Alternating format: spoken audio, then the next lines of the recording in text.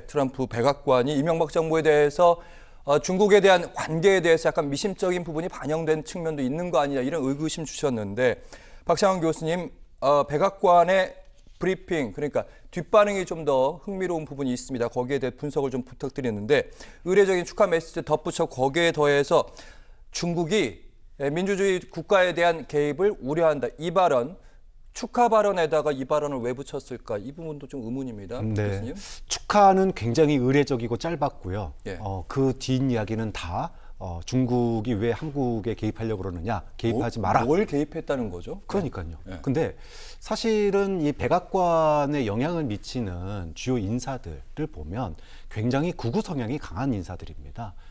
주요 인사들이 이재명 대통령의 당선에 대해서 공산당이 한국을 점령했다, 장악했다, 이런 표현까지 쓰고 있어요. 마가라는 그쪽에 그렇죠. 활동하는 분들 뿐만 아니라 이제 주요 인사들이 그런 글들을 많이 쓰고 있는데, 그리고 중국은 이제 친중국으로 넘어갔다, 이런 식으로 우리나라가 한국은 이렇게 이런 평가까지 해놓고 있습니다. 예. 그런 극우 인사들이 이제 트럼프 주변에 포진을 하고 있고 실제로 그런 트럼프가 대통령이 그런 인식을 가지고 있는지는 확인할 길이 없습니다. 다만 이런 소위 이제 아까 트럼프의 지지층 그리고 인플루언서들 주요 빅마우스들이 한국의 지금 정치 상황에 대해서 중국으로 가는 거 친중국으로 기우는 거 아니냐라고 하는 그런 메시지를 계속 던졌고, 당연히 백악관은 그것에 영향을 받아서 그런 이제 논평을 낸 게 아닌가 이렇게 우려가 되는 측면이 있어요. 예. 대한민국 외교에서 과거에 문재인 정부를 친중이라고 얘기를 평가들을 많이 하는데 실제로 중국에게 기울었다기보단 이렇게 경제적인 어떤 외교를 한 건데, 근데 미국에서는 이 부분을 굉장히 우려하는 목소리가 분명히 있긴 있습니다. 왜 안보는 미국에게 협조를 받으면서 경제는 중국하고 거래를 하느냐, 왜 우리랑 더 거래를 안 하고 중국이랑 하느냐, 이 부분에 대한 압박 분위기가 분명히 존재한다. 그래서 우리가 지금 트럼프랑 대화를 앞으로 해 나갈 때도 문제를 풀어가는 과정에서 실용이라고 하는 거를 다 지키기가 어려운 측면이 있어요. 트럼프와 트럼프 주변에 포진한 인사들은 분명히 안보뿐만 아니라 경제도 미국에 이득을 주는 경제 구조로 가야 되고, 그렇죠. 너무 중국으로 갈 경우에 대한 가는 거에 대한 우려가 분명히 있습니다. 그렇기 때문에 그 부분에 대해서는 충분히 감안을 한 관계 설정이 필요한데, 중국은 또 이해 질세라 우리가 언제 개입했냐 이러면서 오히려 한국에 더 자주적으로 이제 활동해 나가라 이렇게 또 한국을 띄우는 그런 얘기도 있었는데, 참 고래 싸움의 새우 신세입니다. 하지만 우리의 외교가 항상 이제 그런 측면이 있었고, 그 속에서 최대한 우리의 이익을 갖다가 증진시키기 위해서 우리가 할 수 있는 모든 걸 다 해야 되겠죠. 네. 첫날부터 둘째 날부터 이재명 정부가 걸어가야 될 외교 안보 현안들 만만치가 않다는 느낌 다시 한번 받았습니다. 그래서 말 나왔으니까 시진핑 국가주석과 그리고 이시바 일본 총리의 발언들 좀 살펴보도록 하면은 주목할 만한 단어들이 있습니다. 이시바 총리 같은 경우는 셔틀 외교 얘기했습니다. 빨리 만나자 이런 얘기인 거고요. 김대현 평론가님. 네. 그러니까 윤석열 정부랑 했던 것처럼 우리 밀월 관계 같이 가자 이런 느낌인 것 같아요. 시진핑 주석은 수교 당시에, 그러니까 처음 우리가 관계를 맺었을 당시에 초심을 잊지 않고 얘기를 하고 좀 더 그 전보다는 좀 윤석열 정부보다는 좀 나은 상태로 지내자 이런 얘기인 겁니까? 의도, 속내를 좀 분석해 주세요. 그렇죠. 이제 일단 일본 같은 경우는 일본의 외교는 상당히 좀 선제적이고 또 치밀하다라고 하는 평가를 받습니다. 이 선제적이고 치밀하다라고 하는 그 밑자락에 깔려 있는 것은 어떠한 굴욕이 있더라도 국가 전체의 이익에 부합한다면 그 선택을 하겠다.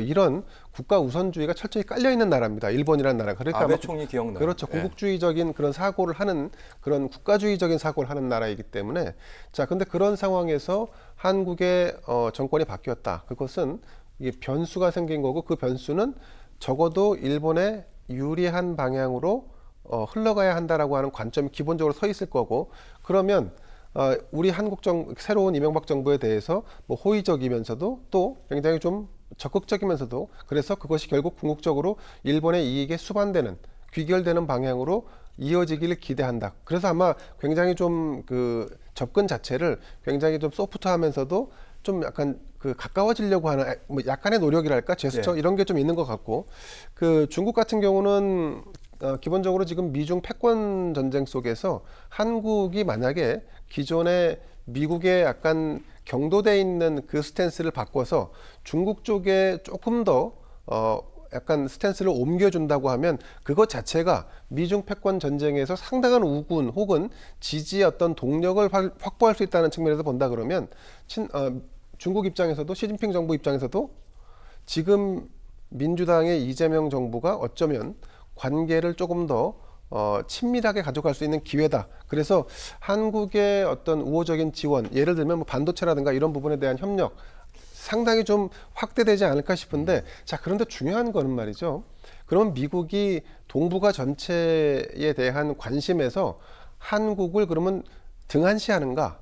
저는 그렇다고 보지 않습니다. 그 대표적인 예가 동북아 지역을 총괄하는 미 국무부 부차관보를 한국계인 케빈 킴이라고 하는 사람이 맡고 있습니다. 예. 그 얘기인즉슨 동북아 전체의 키 역할을 하고 있는 한반도에서 그것도 한국계의 부차관보를 두고 그걸 중심으로 해서 중국과 러시아, 북한, 일본 이런 동향을 살피고 있다는 점에서 볼 때 트럼프가 결코 과거 정부에 비해서 한국과의 관계를 등한시한다고 볼 수는 없을 것 같습니다. 네, 어쨌든 이시바 일본 총리 같은 경우는 축전을 보내면서 한글로 축하 메시지까지 보냈다고 하고요. 또 시진핑 주석 역시 발빠르게 대한민국 아주 중요한 국가다 이런 뉘앙스로 얘기를 했습니다. 특히 대중관계도 만만치가 않습니다. 네. 앞서서 미국은 뭐 당선되자마자 신호를 보냈어요. 중국 쪽으로 너무 움직이지 마라. 가만 안 있겠다. 이런 신호를 분명하게 보냈습니다. 자, 이런 상황에서 우리가 쓸 수 있는 카드가 많지는 않아요. 그런데 그래도 한두 개는 있습니다. 일단 첫 번째, 미국 내의 지한파들을 조직을 잘해야 된다. 그동안에 지한파 관리가 이제 잘 됐는지 확인도 해봐야 되고요. 또 우리 입장에서 예를 들어 주한미군 감축은 대중국 주한미군은 중국 견제에 있어서 굉장히 큰 역할을 하고 있다라고 주한미군 사령관도 얘기했지 않습니까? 이런 부분들을 살릴 수 있는 그런 라인을 다시 만들어가야 되고요. 더 강화를 해야 됩니다. 그런 카드가 하나 있고요. 또 일본이라고 하는 카드에 대해서도 고민을 해봐야 돼요. 그동안에 일본 정부가 혹시나 민주당 이재명 정부가 들어서면 그동안에 좋은 관계였는데 이거 좀 틀어지는 거 아니야? 공조가 좀 어긋나는 거 아니야? 예. 이런 우려가 있는 거거든요. 그런데 이재명 정부 입장에서 보면 예를 들어 중국과 관계를 조금 개선하고 싶어도 둘만 만나면 미국이 너네 무슨 관계야? 이런 의심을 보냅니다. 그럼 어떻게 해야 되겠습니까? 증인을 놔야 되겠죠.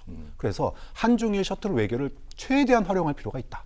당신들이 그렇게 좋아하는 일본 같이 껴서 우리 같이 이야기하고 있어. 그래서 이거는 동북아의 평화를 위한 거고 동북아의 경제 교류 활성화에 도움되는 거야. 이렇게 한중일 셔틀 외교를 최대한 활용할 필요가 있고요. 또 통상 외교도 마찬가지입니다. 대미 수출이 되게 중요한 거 아니겠습니까? 그런데 일본과 우리가 품목이 겹치는 게 굉장히 많아요. 대미 그렇죠. 수출에 있어서. 예. 그러면 나라별 통상관세도 있지만 품목별 통상관세도 있거든요. 자, 이럴 때 누구랑 공조가 가장 편하냐? 일본과의 이 협상 공조가 굉장히 필요한 부분이 있습니다. 그런 측면에서 물론 일본과 싸울 땐 싸워야 되지만 협력할 때는 또 협력해야 되는 관계. 그게 실용 외교 아니겠습니까?